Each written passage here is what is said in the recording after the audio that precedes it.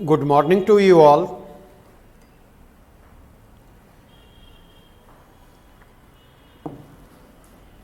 सबसे पहले मैं उन लोगों को कॉन्ग्रेचुलेट करना चाहूँगा जिन्होंने 65वीं बीपीएससी मुख्य परीक्षा में सफलता हासिल की है। साथ ही उनसे मैं ये कहना चाहूँगा कि आज से अभी से आप इंटरव्यू के मोड में आ जाएं। मेरी जानकारी में आप में से अधिकांश लोग जिनका 65वीं बीपीएससी मुख्य परीक्षा में हुआ है, अब तक की जानकारी के हिसाब से वो पहले भी इंटरव्यू दे चुके हैं। या तो वे इंटरव्यू के हर्डल को क्रॉस करते हुए फाइनल सिलेक्शन के लिए संघर्षरत हैं, या फिर उनका सिलेक्शन हो चुका है और अब वे इम्प्रूवमेंट के लिए काम कर रहे हैं। दोनों ही स्थितियों में आपके पास इंटरव्यू का अनुभव है। आप इस मैराथन प्रोग्राम के जरिए हमारे साथ जुड़े हुए हैं, जिस मैराथन प्रोग्राम के माध्यम से एटलीस्ट अब तक हमने इकोनॉमी रिलेटेड करेंट को प्रॉपरली कवर किया है। साथ ही इंडियन इकोनॉमी और बिहार की इकोनॉमी की एक बेटर अंडरस्टैंडिंग डेवलप करने की दिशा में पहल की है। 1 से 2 दिनों के बाद हम इंडियन पॉलिटी सेक्शन को शुरू करने जा रहे हैं और इंडियन पॉलिटी सेक्शन में एक बार फिर से करेंट के कंटेक्स्ट में इंडियन पॉलिटी को करेंगे। तो आप इस चीज को समझें कि इंटरव्यू के लिए चीजें आपके लिए कंपैरेटिवली आसान हो रही हैं। आवश्यकता है इंटरव्यू के मोड में आने की, आवश्यकता है अनड्यू एक्सपेक्टेशन को झटकने की, आवश्यकता यह है कि पिछले इंटरव्यू के जो अनुभव रहे हैं उन अनुभवों के आलोक में 65th बीपीएससी इंटरव्यू जो कि जुलाई लास्ट से शुरू होने की संभावना है, उसके लिए अपने आप को कैसे बेहतर तरीके से तैयार किया जा सके। और अगर इसके कंटेक्स्ट में बात करूं तो दूसरी श्रेणी ऐसे लोगों की है जो पहली बार इंटरव्यू दे रहे होंगे। उन्हें मैं सजेस्ट करना चाहूंगा, आज शाम तक हमारे प्रोग्राम इंटरव्यू के फाइनलाइज हो जाएंगे। कल मोस्टली इंटरव्यू के इंट्रोडक्टरी क्लास रखे जाएंगे और इंटरव्यू प्रोग्राम की शुरुआत होगी।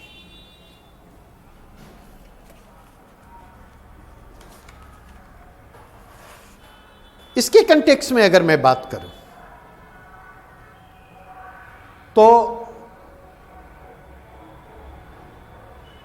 ऐसे लोग जो पहली बार इंटरव्यू दे रहे हैं, हमारे YouTube चैनल पर चले जाएं। प्रीवियस इंटरव्यू सेशन के कई सारे वीडियोज मौजूद हैं। मैं आपको सजेस्ट करूंगा उन वीडियोज से जरूर गुजरें, वो आपके लिए हेल्पफुल है। इंटरव्यू के संदर्भ में एक बेसिक अंडरस्टैंडिंग को डेवलप करने में सहायक है।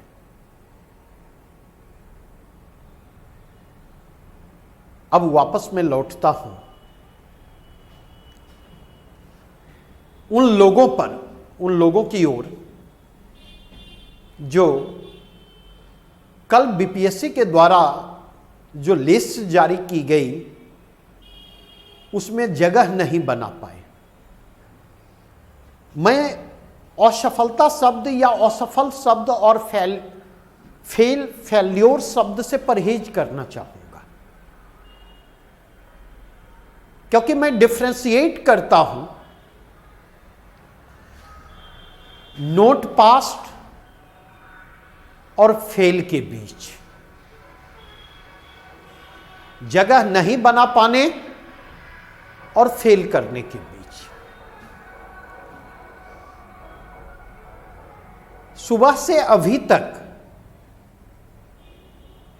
जितने लोगों से मेरी बात हुई है,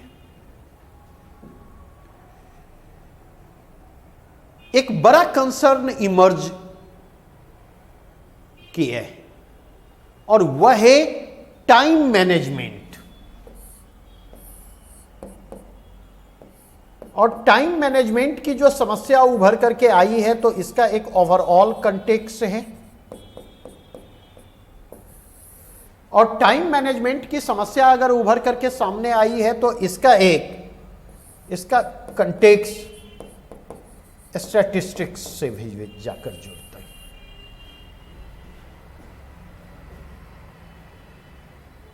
और थोड़ी सी मैं चर्चा करना चाहूंगा।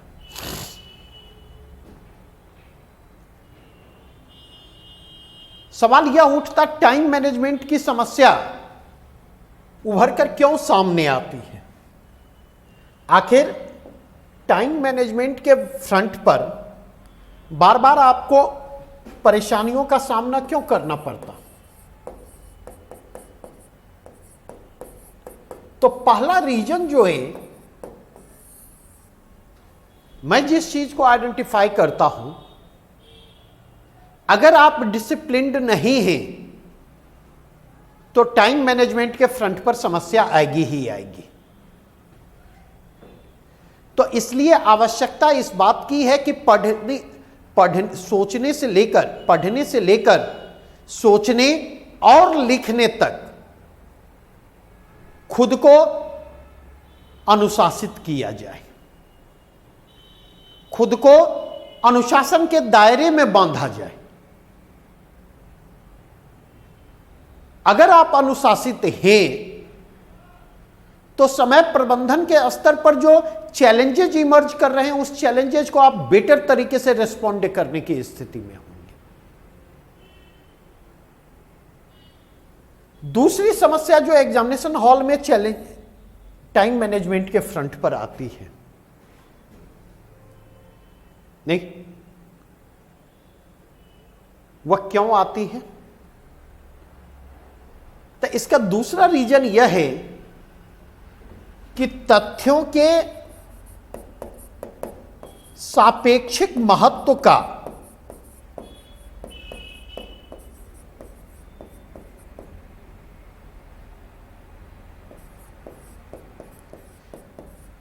तथ्यों के सापेक्षिक महत्व की जानकारी का अभाव। हमें यह नहीं पता होता, हम इस सेंस को डेवलप करने की कोशिश नहीं करते कि कौन सी चीजें अधिक महत्वपूर्ण हैं, कौन सी चीजें कम महत्वपूर्ण हैं। और अगर यह सेंस डेवलप नहीं है तो ऐसी स्थिति में टाइम मैनेजमेंट के स्तर पर समस्या आनी ही आनी है, क्योंकि आपको यह पता नहीं होगा कि किसी प्रश्न को पहले प्रश्न के रूप में लिख रहे हैं तो वहां पर, और अंतिम प्रश्न के रूप में किसी प्रश्न को लिख रहे हैं तो दोनों में एक फर्क होगा। क्योंकि सामान्यतः पहले प्रश्न में हम स्टार्ट ले रहे होते हैं, इसलिए स्पीड हमारा स्लो होता है, इसलिए पहले प्रश्न में अपेक्षाकृत अधिक समय लगता है। और जब अंतिम प्रश्न हम लिख रहे होते तो वहां पर स्पीड हमारा ऑप्टिमम लेवल पर होता है, और इसलिए कम समय में हम अधिक लिखने की स्थिति में होते। और कई बार यह समस्या उभर करके सामने आती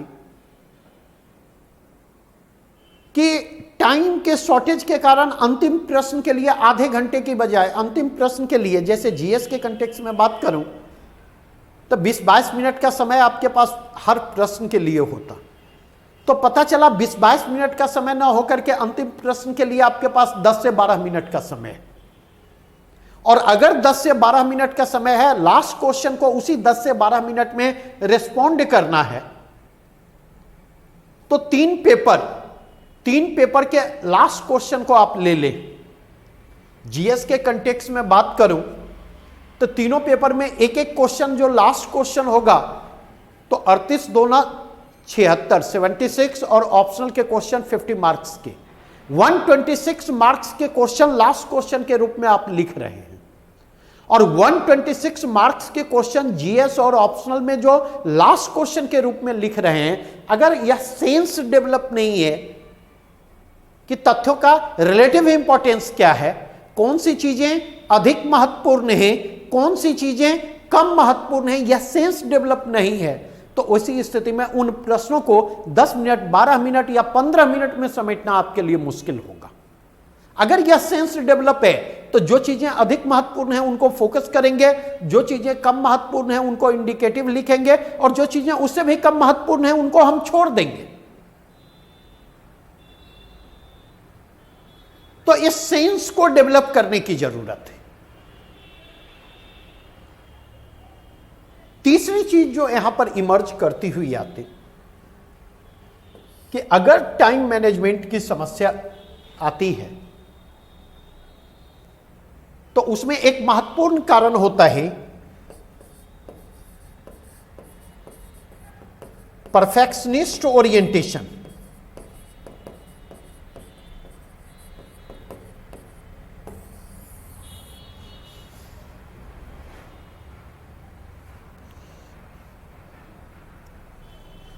उसका कारण बनकर के आता है कंफर्ट जोन में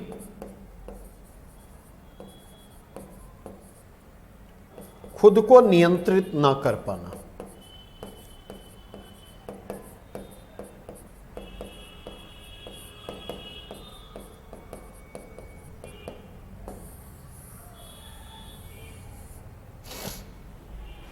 अब इस चीज को समझे,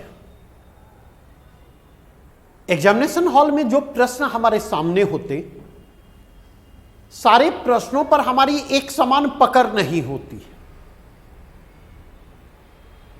तो जिन प्रश्नों पर हमारी बेहतर पकड़ होती है, तो उन प्रश्नों के में हम क्या करते हैं, हमारी कोशिश होती है कि जितनी हमारी जानकारियां हैं सब कुछ प्रश्न में डाल दें। आपको लगता है अगर आप सब कुछ लिख देंगे तो आपको बहुत बेहतर अंक मिलेंगे।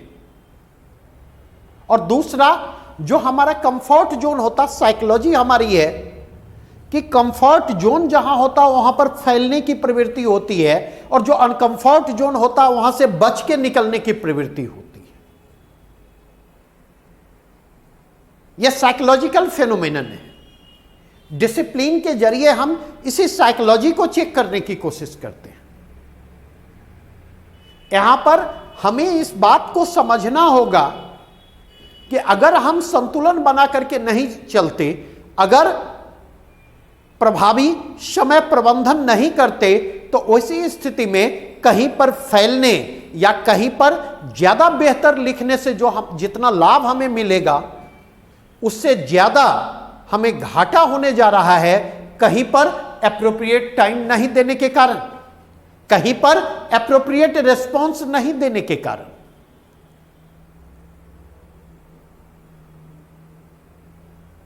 तो पहली चीज जो मैं कहूंगा, नंबर 1, खुद को अनुशासित करें।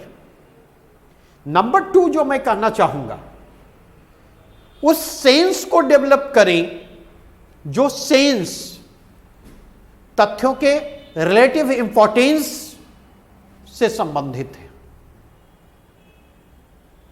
ताकि किन चीजों को विस्तार में लिखना है, किन चीजों पर इंडिकेटिव होना है और किन चीजों को छोड़ना है, टाइम एंड स्पेस के हिसाब से इसको जज कर पाने की स्थिति में आप रहें। बिना इस सेंस के डेवलप किए यह जजमेंट संभव नहीं होगा। तीसरी चीज, परफेक्शन की चाह छोड़ दें। परफेक्शन की चाह रखेंगे, परेशानियां आपकी बढ़ेंगी। हमेशा इस बात को आप ध्यान रखें, अगर शुरू से अंत तक आपने एवरेज को मेंटेन कर लिया तो आप एबव एवरेज की स्थिति में होंगे। अगर एवरेज भी मेंटेन कर लिया और अगर उस एवरेज को मेंटेन करने के साथ अगर 8 प्रश्नों में 2 से 3 प्रश्नों में थोड़ा सा बेहतर आपने किया तो आप बहुत बेहतर की स्थिति में होंगे। इस चीज को समझने की जरूरत है। तीसरी बात, इस चीज को समझने की जरूरत है कि किसी भी प्रश्न के लिए मार्क्स निर्धारित, ऐसा नहीं है कि 3 घंटे तक एक प्रश्न को लिखते रहे आप तो 38 नंबर में आपको 37 मिल जाएगा स्टेट पार्ट को छोड़ देता, या ऑप्शनल में 50 में आपको 50 मिल जाएगा। दिमाग से इस बात को निकाल दें। आप इस बात को समझें कि अगर 38 नंबर के प्रश्न हैं तो मोटा मोटी लेकर के चलें, आपके पास 22 मिनट है। इस 22 मिनट से जितना ज्यादा समय आप देंगे दूसरे प्रश्न में उतना आपको घाटा होगा। इसको समझने की जरूरत है।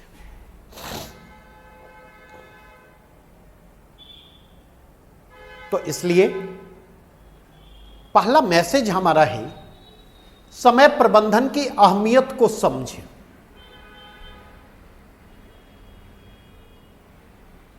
और इसका सबसे आसान सा तरीका है, एक तो प्रैक्टिस सेशन जो होता है उस प्रैक्टिस सेशन में इसको मेंटेन करें, और दूसरा एग्जामिनेशन हॉल में आप जा रहे तो पहले से डिसाइड कर लें कि इन इवन कंडीशन 22 मिनट से जैसे घड़ी की सुई आगे बढ़ेगी 30 सेकंड से 1 मिनट के अंदर हम वापस लौटेंगे। उस प्रश्न को कंक्लूड करके हम नए प्रश्न की तरफ बढ़ेंगे। और इस चीज को आपको रिलीजियसली फॉलो करना होगा। तो सिलेक्शन में समय प्रबंधन की अहमियत को समझें। दूसरा कंटेक्स्ट जो है वह दूसरा कंटेक्स्ट हमारा है वह क्या है?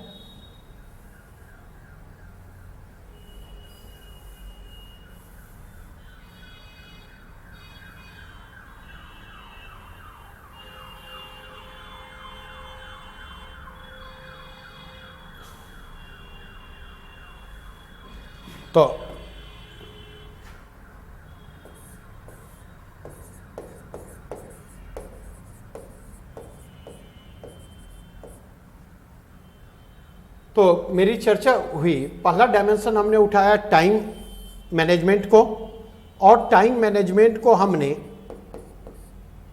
ओवरऑल कंटेक्स्ट में देखा। दूसरा टाइम मैनेजमेंट का संदर्भ है स्टैटिस्टिक्स। अगर इस पॉइंट ऑफ व्यू से देखें तो 2 चीजों को निर्धारित कर लें। तरीका मैं बतला सकता हूं। पहली चीज जो है, अगर मतलब आप टाइम फ्रेम में स्टेट के प्रश्नों को सॉल्व करना चाहते तो उसमें प्रैक्टिस सेशन की भूमिका अहम होगी। घर पर जब स्टेट का आप प्रैक्टिस कर रहे हैं तो रिलीजियसली टाइम लिमिट को फॉलो करें। पता चला आधे घंटे के 23 मिनट 22 मिनट 23 मिनट के प्रॉब्लम को हम सॉल्व करने के लिए पता चला आधे घंटे पौन घंटे ले रहे हैं और प्रॉब्लम सॉल्व हो गया, तो हमें लग रहा है कि हमने जो है बहुत बड़ा तीर मार लिया है। इस बात को समझने की जरूरत है कि एग्जामिनेशन हॉल में आपको 22 से 23 मिनट के अंदर उस प्रश्न को सॉल्व करना है, और दूसरा एग्जामिनेशन हॉल में हमेशा एक प्रेशर वर्क करेगा। उस प्रेशर में कई बार उलझने की संभावना होगी, और जैसे उलझेंगे आपकी परेशानियां बढ़ेंगी। दूसरी चीज, एक प्रैक्टिस सेशन की बात मैंने की। दूसरी बात जो मैं कहना चाहूंगा कि यह निर्धारित कर लें कि किसी भी स्थिति में स्टेट को 45 मिनट से ज्यादा समय नहीं देना है, चाहे वो सॉल्व हो या सॉल्व नहीं हो, नॉट मोर देन दैट।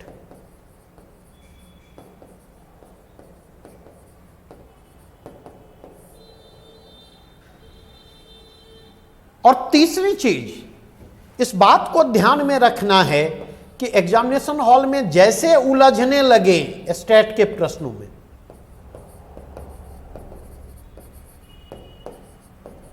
जैसे स्टेट के प्रश्नों में उलझने लगे, उलझने की स्थिति पैदा होती है, तो उलझने का सिंपल मतलब है कि दबाव काम कर रहा है, और उस प्रेशर के आगे आप बकल डाउन कर रहे हैं। उस प्रेशर की स्थिति में आपके लिए अपने नर्व पर अपने कंट्रोल को बनाए रखना मुश्किल हो रहा है। तो उसको एक बार उलझने लगे तो जितना सुलझाने की कोशिश करेंगे चीजें उलझती चली जाएंगी, इसलिए हम उसको वहीं पर ड्रॉप कर दें। तो ये तो टाइम मैनेजमेंट की बात मैंने की। अब टाइम मैनेजमेंट से आगे मैं बढ़ता हूं।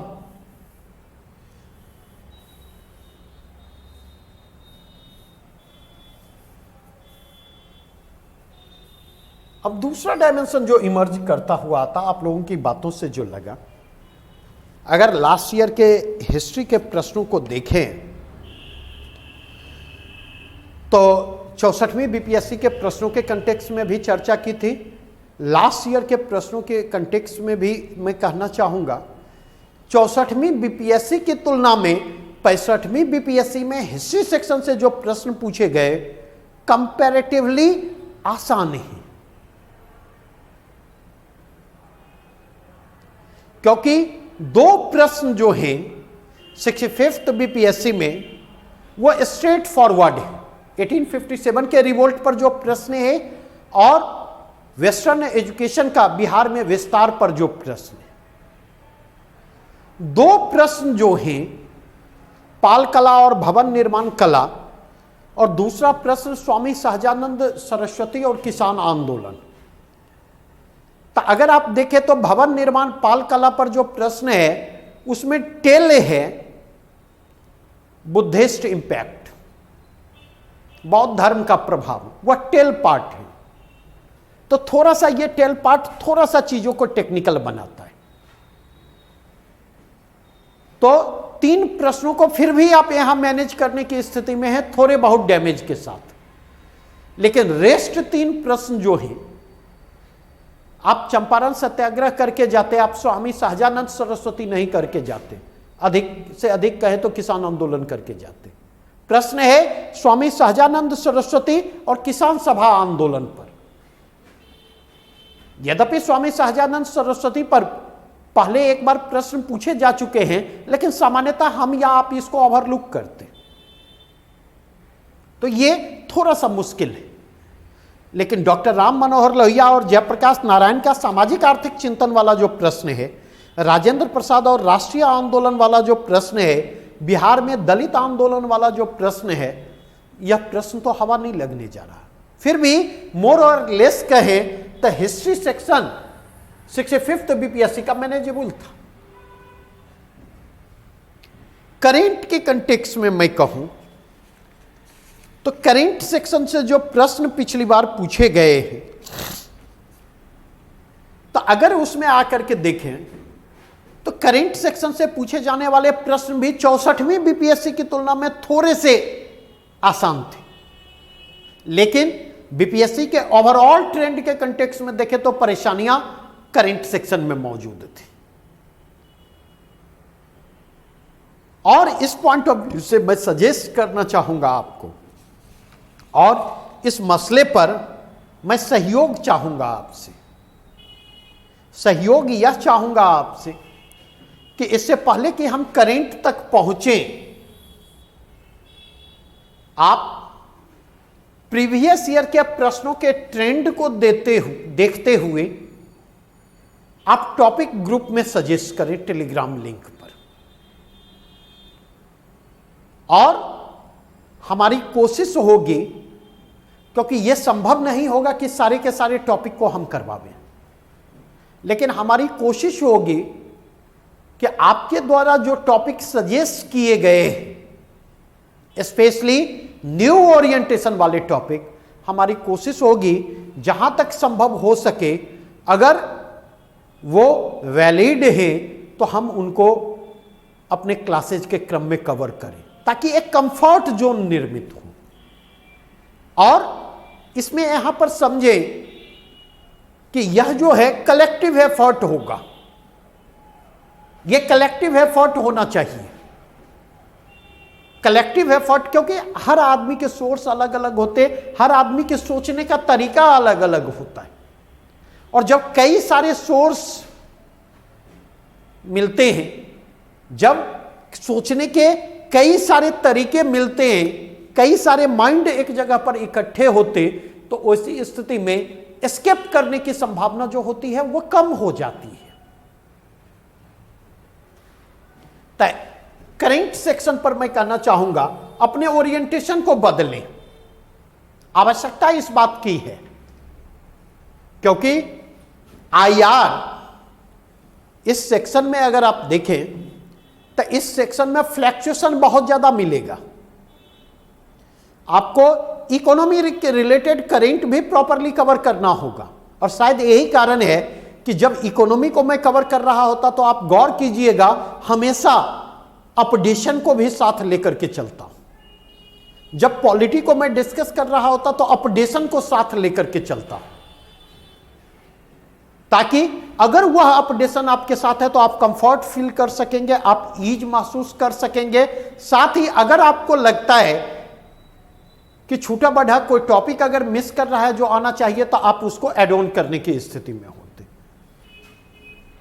लेकिन यहां पर आपको, जैसे पिछले साल आप देखेंगे साइंस एंड टेक से, इस सेक्शन में साइंस एंड टेक से करीब करीब जो हैं 2 प्रश्न उठा करके पूछे गए, और ये दोनों प्रश्न जो हैं एप्लीकेशन पार्ट से। कभी इस सेक्शन में देखेंगे सारे के सारे प्रश्न इंटरनेशनल सेक्शन से उठा करके डाले जाते हैं, और इंटरनेशनल सेक्शन की बात कर रहा हूं तो वहां पर ध्यान रखेंगे, इंटरनेशनल रिलेशन की केवल नहीं बात कर रहा, इंटरनेशनल इवेंट की भी बात कर रहा। अमेजन फायर जो है वह बुश फायर और अमेजन फायर जो है वह इंटरनेशनल इवेंट है, जिसके व्यापक लार्जर कॉन्सिक्वेंसेज है। तो इस पर भी आपको नजर रहनी चाहिए। इंटरनेशनल इंस्टीट्यूशन के द्वारा जो रिपोर्ट जारी किए जाते, जैसे आपने देखा पिछले बार ही वर्ल्ड हैप्पीनेस इंडेक्स पर उठा करके प्रश्न पूछा गया। इसके पिछले साल आप जाकर के देखेंगे ह्यूमन डेवलपमेंट रिपोर्ट और UN sustainable development network solution SDSN solution network, इससे उठा करके प्रश्न पूछे गए। तो आपको एटलीस्ट वहां पर भी 8 से 10 रिपोर्ट को टारगेट करना होगा जो इंपॉर्टेंट है, जो महत्वपूर्ण है, ताकि ऐसे प्रश्न अगर उठा करके पूछे जा रहे हैं तो हम उसको रिस्पॉन्ड करने की स्थिति में हो सके। स्टैट पर हमने आपके साथ पहले ही चर्चा कर दी। स्टैट की समस्या को समझें। स्टैट की समस्या रियल उतनी नहीं है जितनी साइकोलॉजिकल है। स्टैट के साथ मनोवैज्ञानिक समस्या कहीं अधिक है।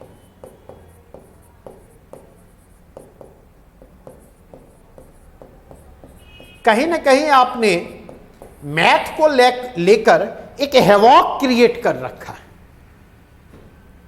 एक मनोवैज्ञानिक भय से आप ग्रस्त हैं।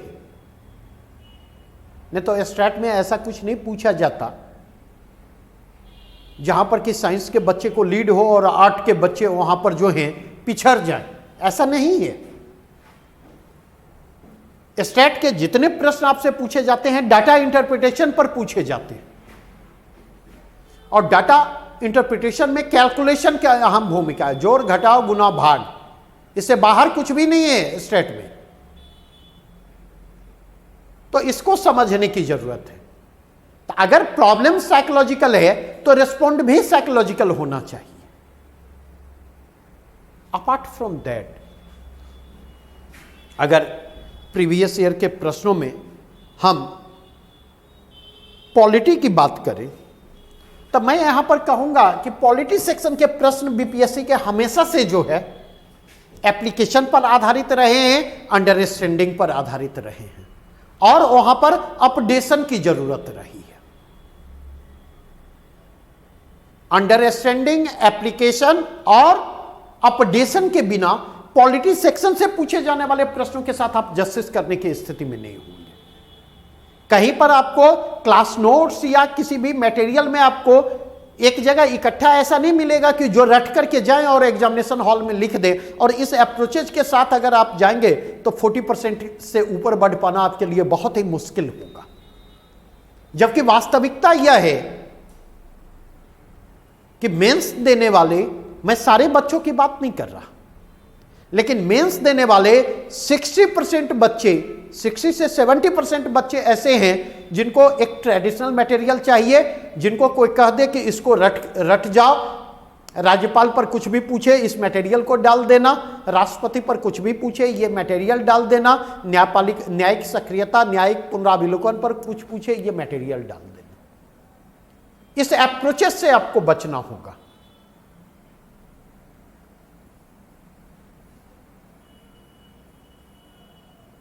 और इकोनॉमी सेक्शन की बात अगर करूं तो निश्चित तौर पर इकोनॉमी सेक्शन के प्रश्न जो हैं वो पिछले 2 बार से थोड़े से परेशान करने वाले रहे हैं, क्योंकि ये प्रश्न एक तो ट्रेडिशनल नेचर के होते,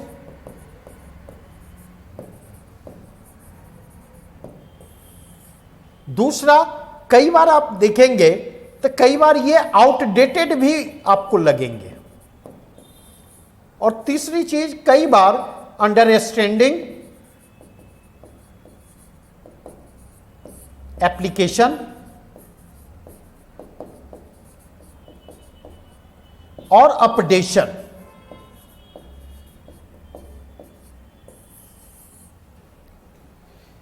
जैसे अगर आप देखें एसएमई पर जो प्रश्न पूछा गया उसके न्यू डेफिनेशन पर, और उसको आत्मनिर्भर भारत अभियान से जो लिंक किया गया, यह प्रश्न जो है अंडरस्टैंडिंग डिमांड करता है, एप्लीकेशन डिमांड करता है, अपडेशन डिमांड करता है।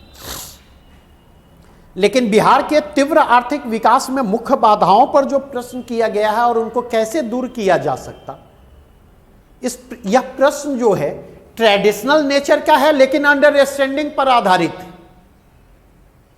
जब तक कंप्रिहेंसिव अंडरस्टैंडिंग नहीं है बिहार के ग्रोथ कंस्ट्रेंट को लेकर, और उस ग्रोथ कंस्ट्रेंट को कैसे दूर किया जाए उसको लेकर के, जब तक आपके पास कंप्रिहेंसिव अंडरस्टैंडिंग नहीं है आप इसको नहीं लिख पाएंगे। आप इस प्रश्न के उत्तर को लिख करके आ जाएंगे, आपको लगेगा कि आपने बहुत अच्छा लिखा है, लेकिन जो आपका आंसर होगा वो कचरा होगा। जब इकोनॉमिक ग्रोथ कंस्ट्रेंट की आप चर्चा कर रहे होते तो वहां पर आवश्यकता इस बात की होती है कि उस ग्रोथ कंस्ट्रेंट को हम लार्जर पर्सपेक्टिव में देखें।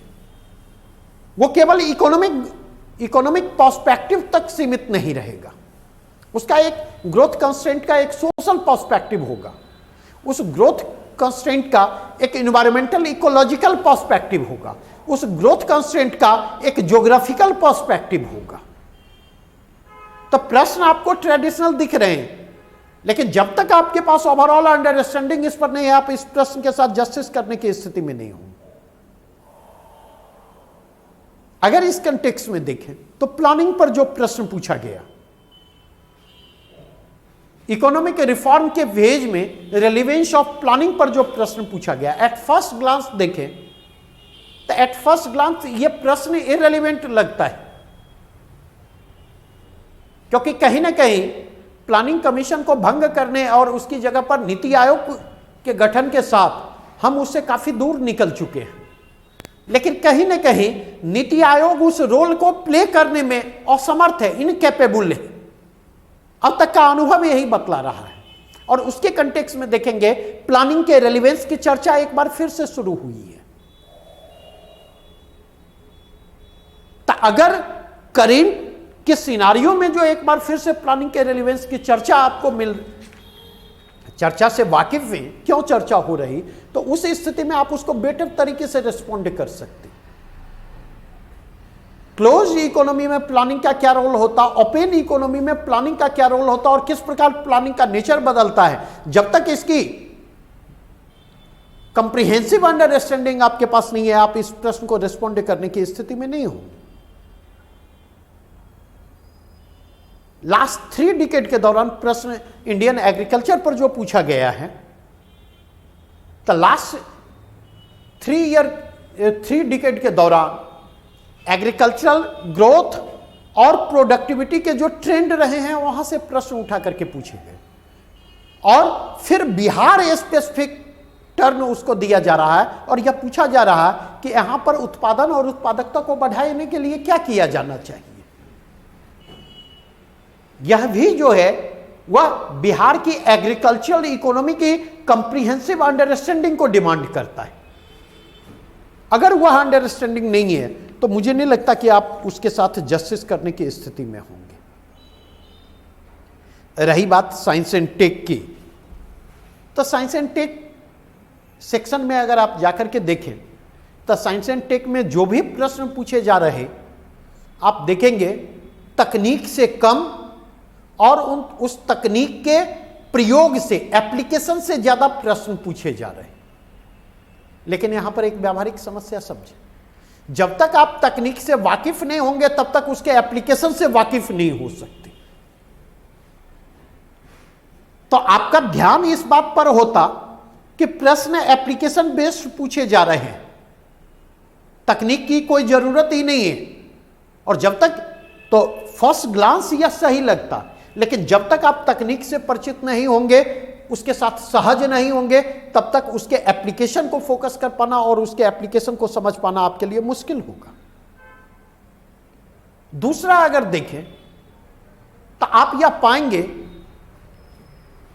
साइंस एंड टेक में पिछले कई वर्षों से जो ट्रेंड है, इंडिया जिस प्रकार की चुनौतियों का सामना कर रहा है, भारत जिस प्रकार की चुनौतियों का सामना कर रहा है, उन चुनौतियों को रिस्पॉन्ड करने में साइंस एंड टेक का क्या रोल हो सकता।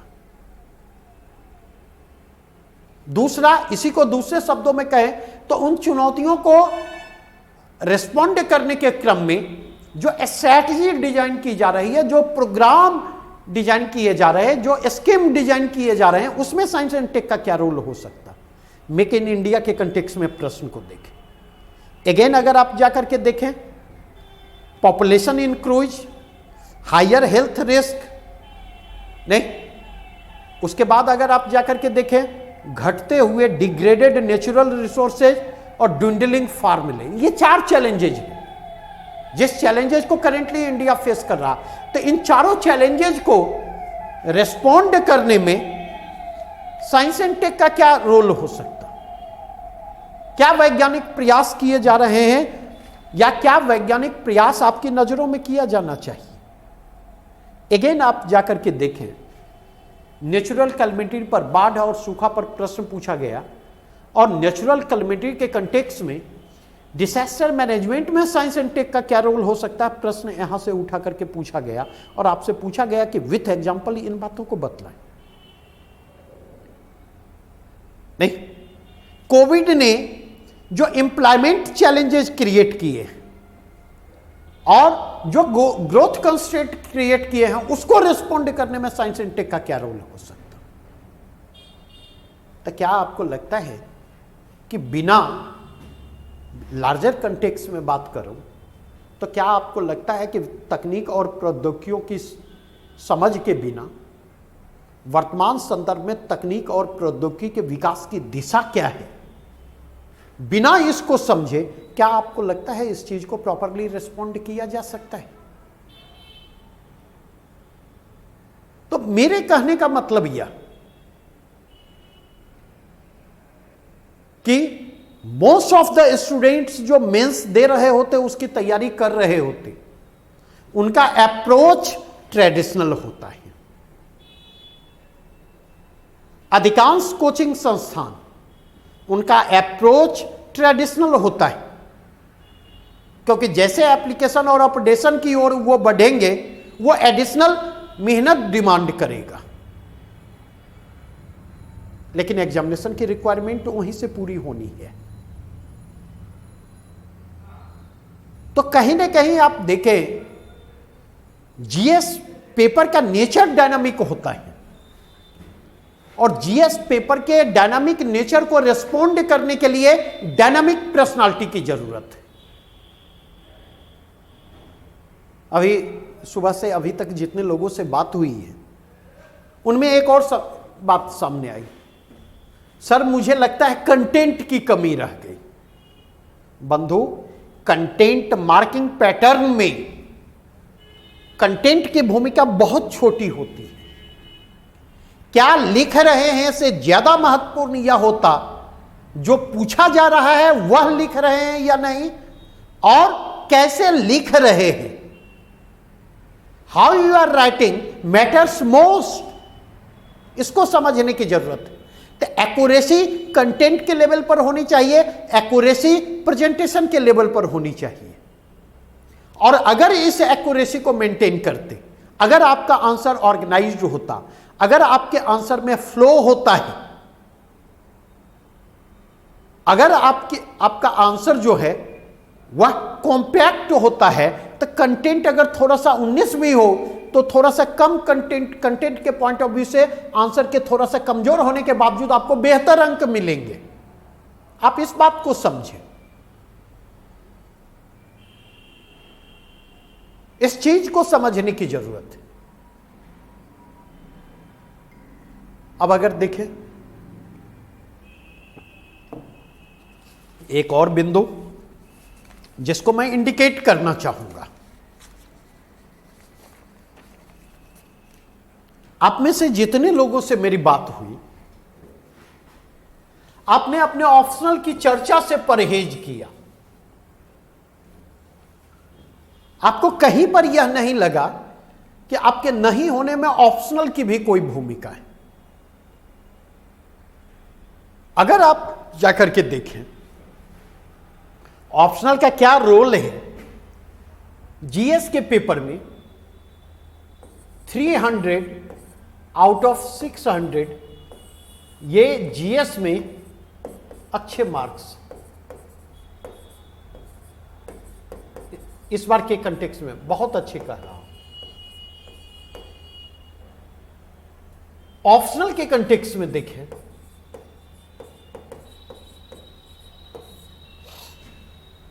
तो ऑप्शनल में 180 300,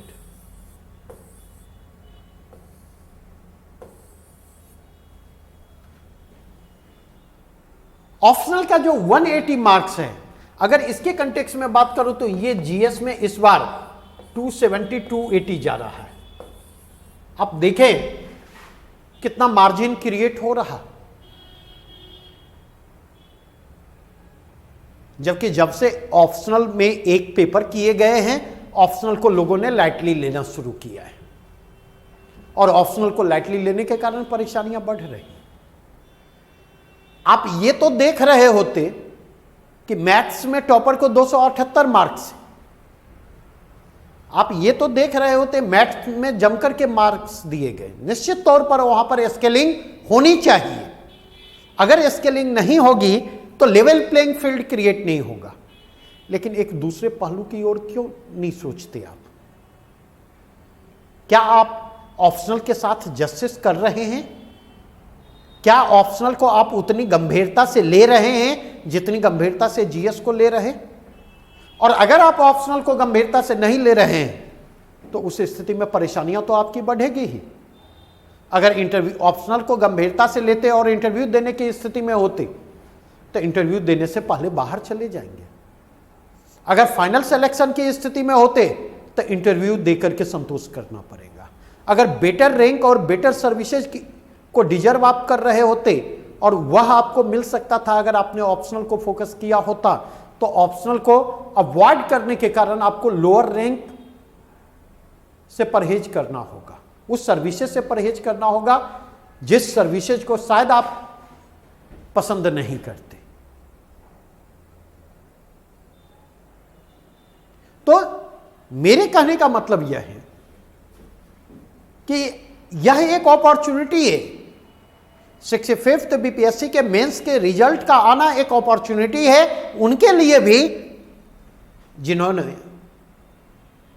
जिनका सिलेक्शन हुआ ही, जो इंटरव्यू देने जा रहे, और उनके लिए भी अपॉर्चुनिटी है जो लिस्ट में जगह बना पाने में सफल नहीं रहे, उनके लिए भी अपॉर्चुनिटी।